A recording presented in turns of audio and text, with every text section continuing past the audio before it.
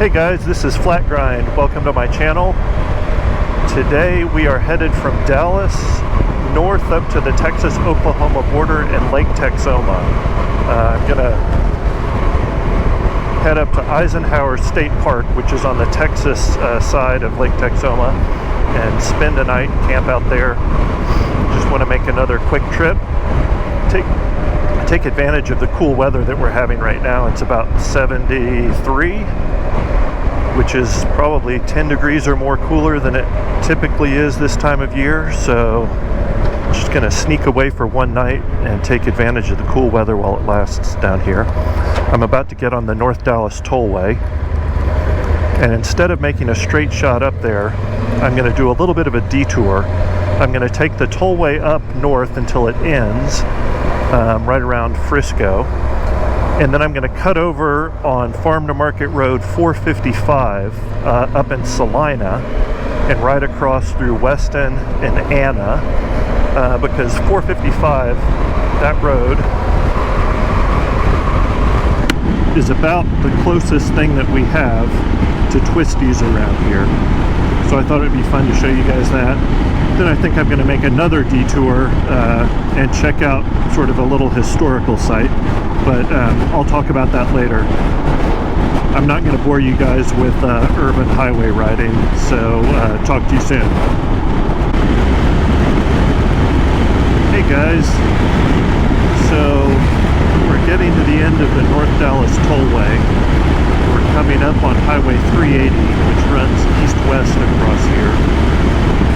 We're going to take it and go a little bit east towards McKinney, and then we're going to turn north again on Preston Road. And Preston Road is one of the, actually it is the oldest north-south road in this part of Texas. So it started out as a buffalo trail and an Indian trail.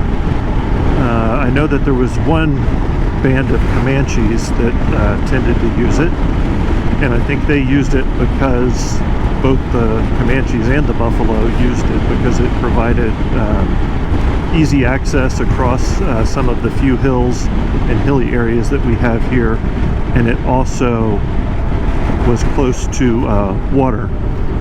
So most of the way it was reasonably close to a water source. So it just evolved naturally as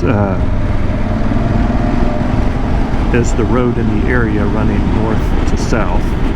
So we're coming up on it up here. It was named after a surveyor. I don't remember his name, and there was a town named after him too. And the town actually is now underwater. When they built the dam for Lake Texoma, which was 1938, 39, 40, somewhere around there. The area that flooded is where that town was. But anyway, Preston Road has a long history. After the Indians used it, obviously the settlers used it. So as they were coming down the Texas Road from Fort Smith, Arkansas, across Indian Territory, they would cross the river and then come down Preston Road into the settlement that became Dallas. And then during the Texas Revolution, after Santa Anna became the dictator of Mexico and nullified the Constitution of 1824 and reneged on his deal with the Anglo settlers, there was the Texas Revolution, and Preston Road was used as a military road then, so it has some fortifications along parts of it, and then I guess they were obviously just defending it and maintaining it and using it as a military road. So this used to be where we are right now, kind of way out in the country, not that long ago, and as you can probably see, there's a Walmart. There are a bunch of houses right behind me. Dallas has grown out, and this is now just the burbs. But we're headed north on Preston Road now, which is also called State Highway 289. And we're going to hook up with Farm to Market 455, which will take us over to Salina and Anna and Weston. Actually, Weston before Anna. And as I mentioned before, here we are, we're coming into the town of Prosper, which is one of these northern suburbs. But as I mentioned before, 455 is basically, you know, one of the few kind of twisties that we have in this part of North Texas.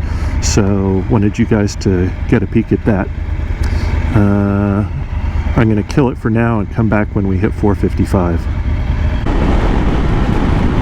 Hey guys, so we've gone through Prosper and we're about to come into Salina, still headed north on Preston Road, Texas 289, and we should be getting close to 455 up here. I've ridden it a few times and I always seem to drive right by it, so hopefully I'll spot it in time. Got my map open down there, but I can barely see it in this light.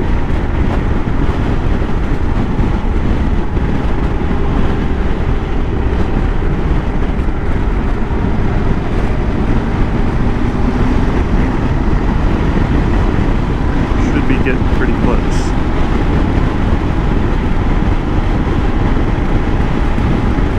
Kind of crazy to think that this was an old Indian trail and an old wagon trail.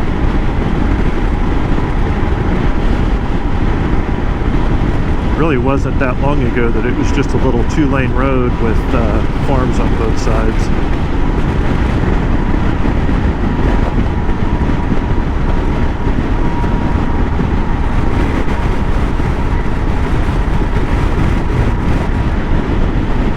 Okay, I think this light might be it. Let's see.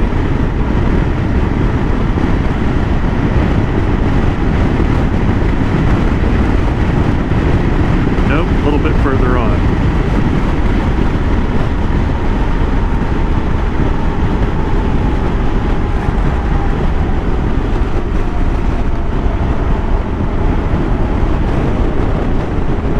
So after we do 455 up here, we're going to intersect with 75, US Highway 75, which when it comes through Dallas is called Central Expressway, but it goes up through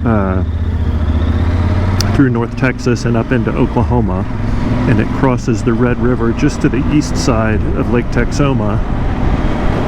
And I'll give you a little more Texas history. Actually, it's Texas and Oklahoma history. Where the highway crosses, where 75 crosses the Red River, just about a half mile to the east of that, there used to be another river crossing, and it was really the first river crossing in the area, and it was called Colbert's Ferry, or Colbert's Crossing. Hang on a second, we're coming up here. Where is this darn thing?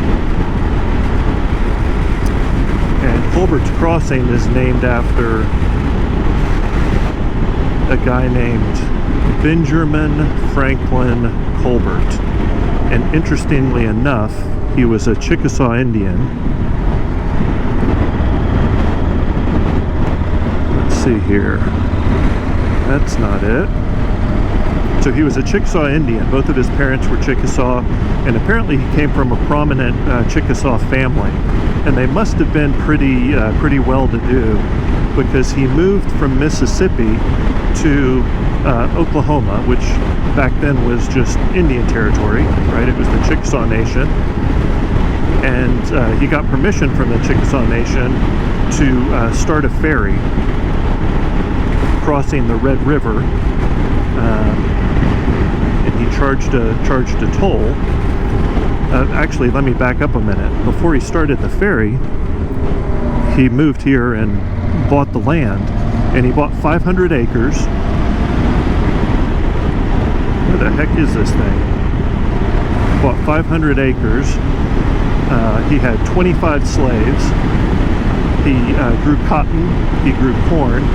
He had a grist mill for milling the corn, and he had a sawmill.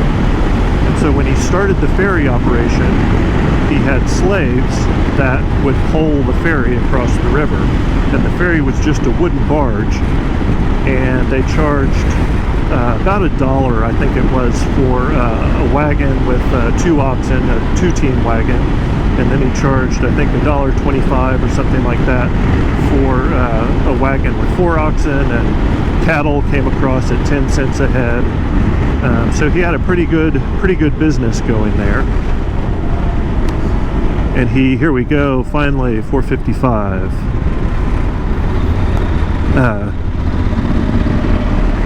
And so he ran that business for quite a while and was very successful. And it was also on the mail route. The mail that went from St. Louis to San Francisco came down the Texas Road and crossed at Colbert's Ferry. And he didn't charge the mail or anybody that was riding on the coach with the mail. They got across for free. But then when the railroads hit, they built a railroad bridge, basically where the 75 crossing is now, and that put a dent in his business. So he decided at one point that he was going to build a toll bridge instead of a ferry. And so he spent a lot of money. I don't remember what the number is. The number that sticks in my mind is like $40,000, which back in the late 1800s was a pretty significant sum, obviously. But anyway, he built this wooden bridge, and within a year, there was a big flood that destroyed both his new bridge and the railroad bridge. And so when those bridges were destroyed, they went back to the ferry. I think it was within like a week or 10 days he had the ferry up and running again. And so they were actually using the ferry to get the goods that were coming on the train tracks across the river until they were able to rebuild the bridges. And so he rebuilt his toll bridge once again, but he did it through a different company. So he created a private business or a private company, and they built the toll bridge. And I believe the company was based in Texas instead of Oklahoma. I may have that wrong, but I think that's right. And wait a minute. Oh shoot! I was supposed to turn there.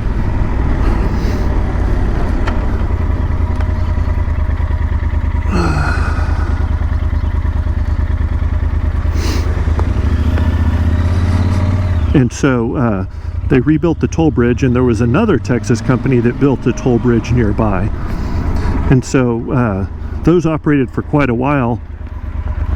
And then the Great Depression hit,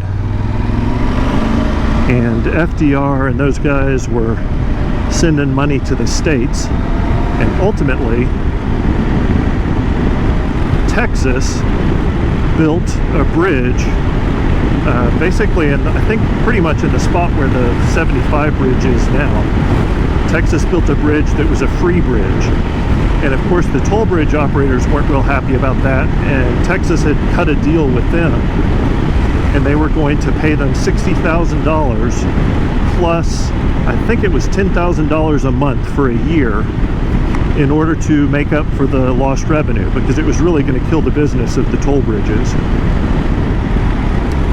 And so that was the deal. The bridge was built, and then when it came time to open the bridge, apparently the owners of the toll bridges hadn't been paid, and so they sued in Texas court, and a Texas judge granted an injunction that said that the bridge could not be opened. And so the Texas governor basically barricaded the bridge, but the Oklahoma, who was not necessarily a party to the deal in the way that Texas was, wanted the bridge open. So the Oklahoma governor called up the National Guard and went and removed the barricades that the Texans had placed on the bridge, and the bridge was open for a day, and apparently 1,000 cars crossed the bridge that first day and first night. Well, the next day, the Texas governor sent the Texas Rangers armed and re-barricaded the bridge, and so basically there was this war that happened between Texas and Oklahoma over the opening of this bridge. The Oklahoma governor declared martial law for that part of Oklahoma And it was a big deal. There was a bunch of stuff in the press. There were no shots fired. It wasn't that kind of war. It was really just a war of words. And before too long, you know, the bridge opened, and you know, it was all kind of said and done at that point. But part of that Texas-Oklahoma rivalry that goes way back is tied into this bridge conflict. So I'm not a football fan, but any of you guys that watch college football know that Texas OU is a big rivalry. Well, here's just another reason for that. And at one point, I think the Oklahoma governor was interviewed, and he was asked, you know, what's your advice to someone who wants to be successful in Oklahoma politics, or what's your secret? And he thought about it for a minute, and he said, never say anything nice about Texas. So there you go. But anyway, it's a long story. I'm kind of rambling. I figured as we head up to Lake Texoma, it would be kind of cool to ride up there and see if we can find the spot where the old ferry used to be and where the old toll bridge used to be. So I think I found it on Google Maps. There's a road called Toll Bridge Road, and in some of the descriptions that I've read about the bridge, they say that they're just two piers that are still standing. So I have a feeling that we'll be able to see that. So I don't know. Anyway, I just thought that might be a fun thing to go kind of explore and try to find a little treasure hunt. And my guess is there's some dirt roads, and we might even be able to get down to the riverbed down there to do a little dirt riding. But we'll see. I don't know what's there. It's going to be new to me. I just know the old story.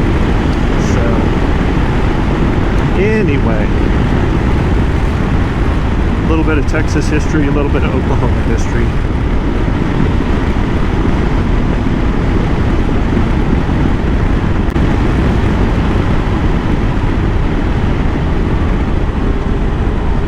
I've got a pretty well-worn TKC 80 on the front, and I had a TKC 80 on the rear, but I just swapped it out last month for a TKC 70 Rocks, and all of them have performed pretty well on asphalt.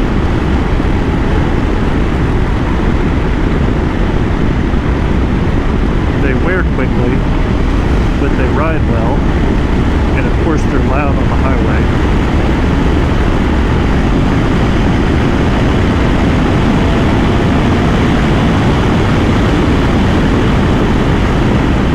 So that was it, guys. We're coming up on Central Expressway. It's 75 north. Should be just ahead, and we're going to take that north. Going to be boring highway riding, so I'll probably sign off now and catch up with you again when we get a little bit closer to the border.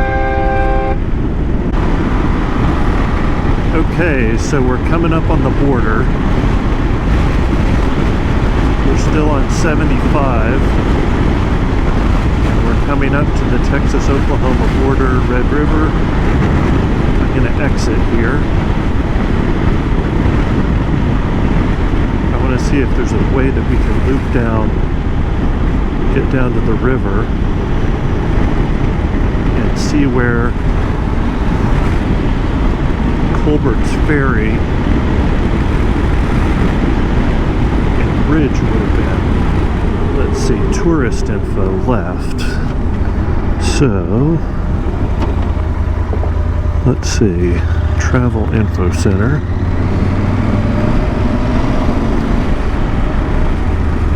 This little travel info center on the Texas side is just across the water. So I'm thinking that there's going to be a little dirt road or somewhere we can get down by the river. Open Monday to Friday, family owned and operated. I wonder if I can sneak around there. Speed limit 15. I don't know if I can get through there. It's kind of overgrown and there's a wall.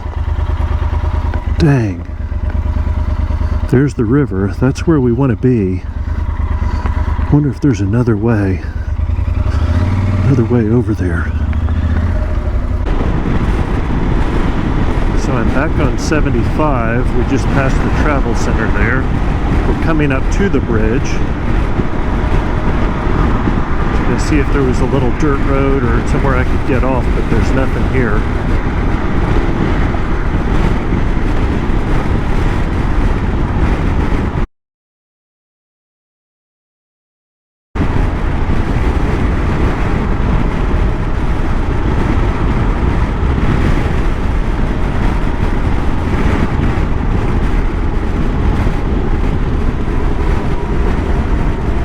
Should have cut through there.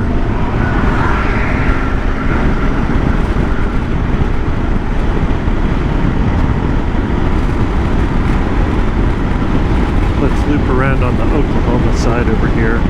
Maybe we can get to it from there. I think it's all private property, houses and stuff on that side. We'll see. So I looked at the map, and there's no access point that I can get to right now. On the Texas side, it was that sand company, and they've got 2 locked gates, and I'm not gonna cross 2 locked gates. Here, it looks like, let's see, U-turn on South Dixon Street. Which way is that? I guess they're wanting me to go here. On this side, there's a river road that goes down there, and there's an old toll bridge road, but it's all houses now, and it dead ends on private property before you can get to the water. So there's just not a good vantage point. So I'm gonna head to Eisenhower State Park and go ahead and check in, get a campsite, and then do a little bit more exploring. So before we head to the state park, I want to drive across the dam. Never done that before. We're on the east end of Lake Texoma, coming up on the dam.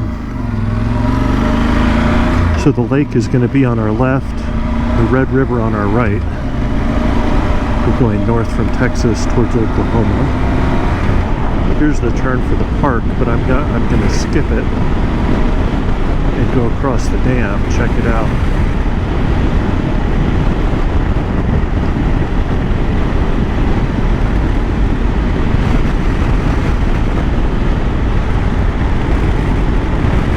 There's the spillway.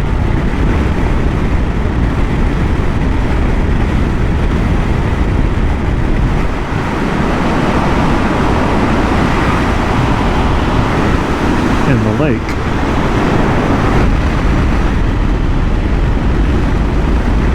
It's a big lake. I think the circumference of the shoreline is about 500 miles.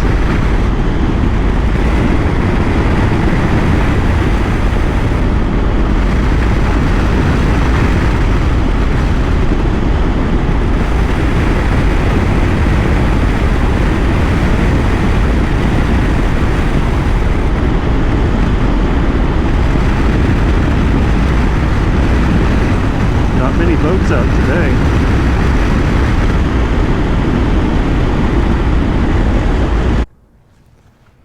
Hey guys, so I just checked in at the park headquarters, and I have bad news. Bad news for you, bad news for me. Got a campsite, 178, that's good. The bad news is we had quite a bit of rain last week, and so they've closed all of the trails. So there are no trails to ride. Oh man, I didn't even know that they closed the trails. I guess I should have called them before I came. So, I don't know. I'm even debating whether I want to spend the night tonight. I don't know, we'll see.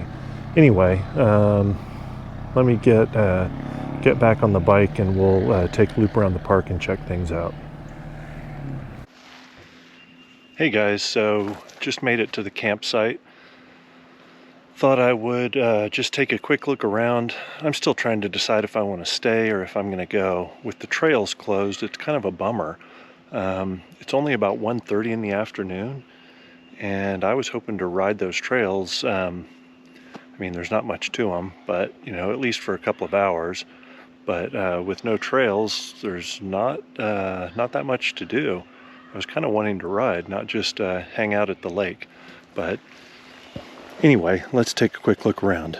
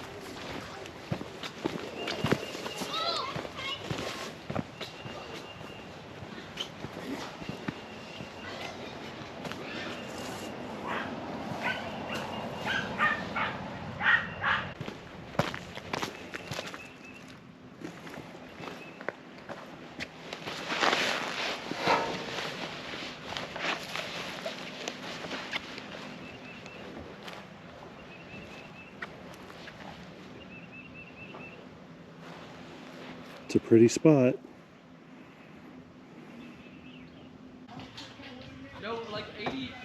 So I've been debating whether I want to spend the night tonight or just keep moving. And the beer pong crew just pulled in across the street here and set up in the campsite across from mine. So I think they just made that decision for me.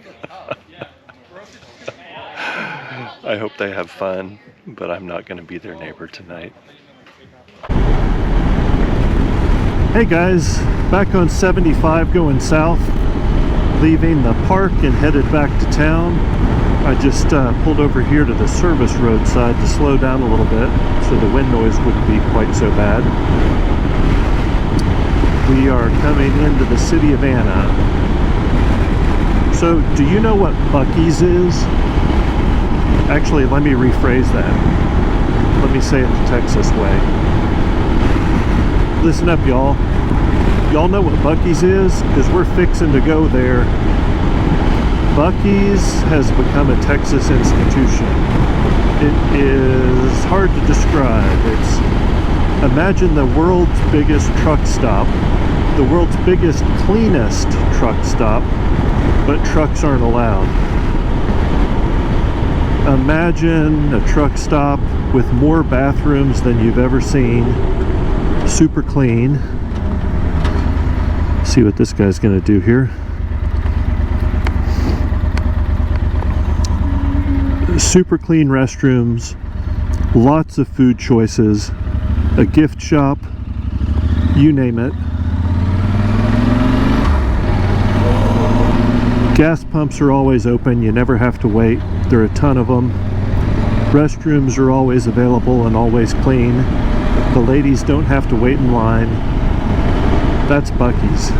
That's their brand promise, I guess you could say. And they've done a good job. They've sprung up around Texas. There may be some in Louisiana. I don't know what states they're in at this point, but they've certainly become a Texas institution. And we've got one maybe 5-6 miles ahead in, I think it's in Melissa. So we're just passing through Anna, and the Buc-ee should be up here in a minute. And I thought we'd stop and take a look. You guys can get a little bit of Texas roadside attraction action. Let's go in and check it out. I'm gonna get a big iced tea.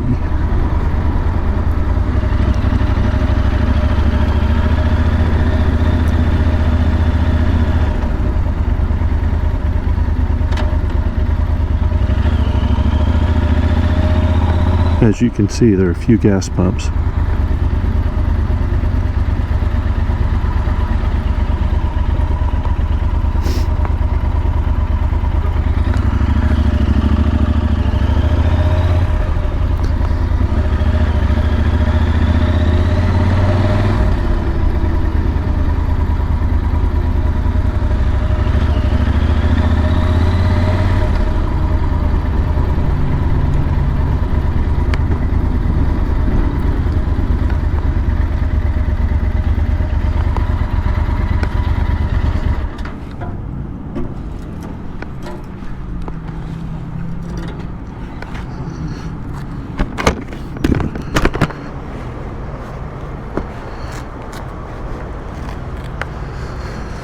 Got a bunch of stuff on the back, so I don't want to spend too much time in there.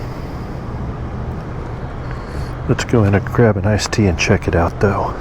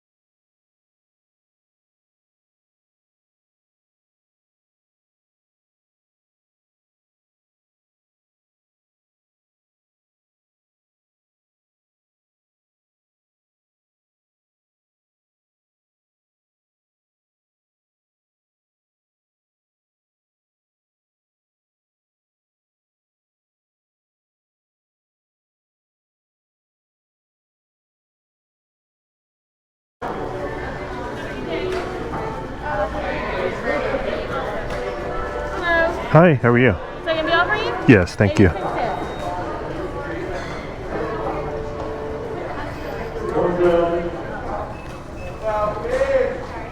that a camera? Yeah. Cool.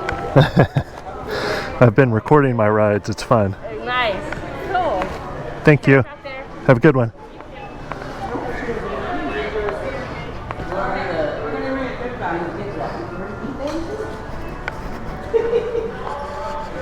So there you go, guys. Buc-ee's.